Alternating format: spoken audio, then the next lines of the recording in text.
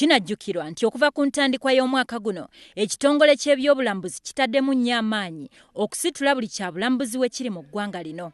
N'olwaleero minisita w'ebyobulambuzi Profesa Ephraim Kamuntu ayanjudde enteekateeka z'okujaguza olunaku lw'ebyobulambuzi mu nsi yonna era nga lugenda kukuzibwa embalala nga pulezidenti yagenda okubeera omugenyi omukulu. We have a World Tourist Day, the year 2016. And the day is always 27th September of every year.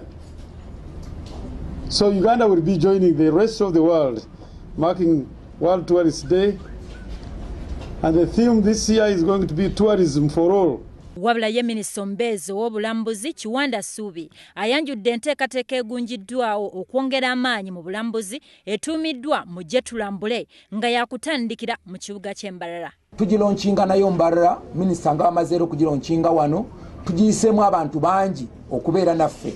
Kyova olaba Eddie Kenzo, olaba Fiina n'abalala bangi kuba twagala kulaga nti tourism si y'abazungu bokka, tourism yaffe, ebyobulambuzi byaffe. Tugezaako okuleeta ebyobulambuzi okubisembeza gye muli.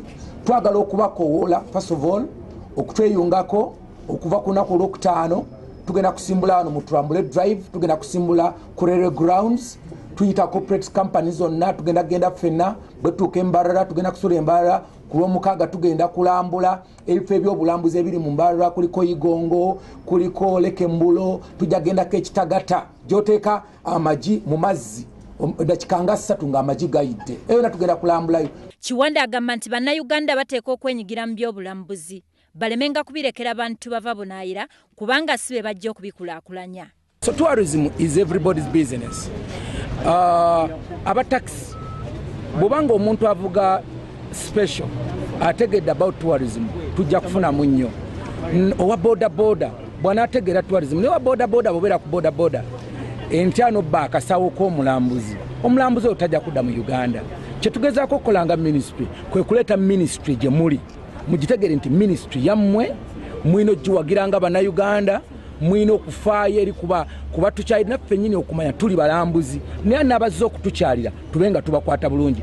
Ako kokka kye tukola ku ekyo tugezaako kusembeza tourism lekerawo okugitunuulira nga a foreign something nti eyo yabali abavudde bubi ebweru bokka. So zino zonna program tuzireeta tulambule all this kusembeza ministry eri abantu. Kiwanda era yanjudde n'abayimbi Edirisa Musuza amanyiddwa ennyo nga Eddie Kenzo ne munne Fiina Mugerwa amanyiddwa nga Masannyalaze ng'ababaka mu kukuza olunaku lw'ebyobulambuzi mu nsi yonna era nabo boogeddeko eri bannamawulire engeri gye bagenda okusitula ebyobulambuzi nga bayita mu kuyimba.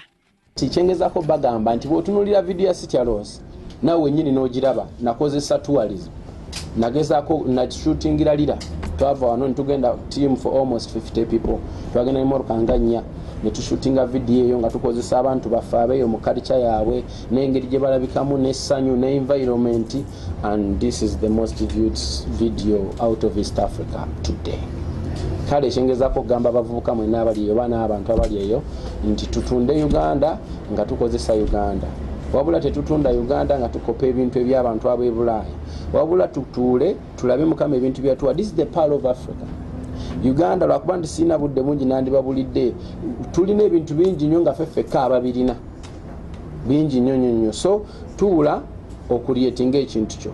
Nze nga Fiina Mugerwa Masannyalaze nga omu ku ba ambassadors aba tourism tuvuddeyo naffe tulabe nga ensi eyaffe tweyagalira mu bintu ebyaffe.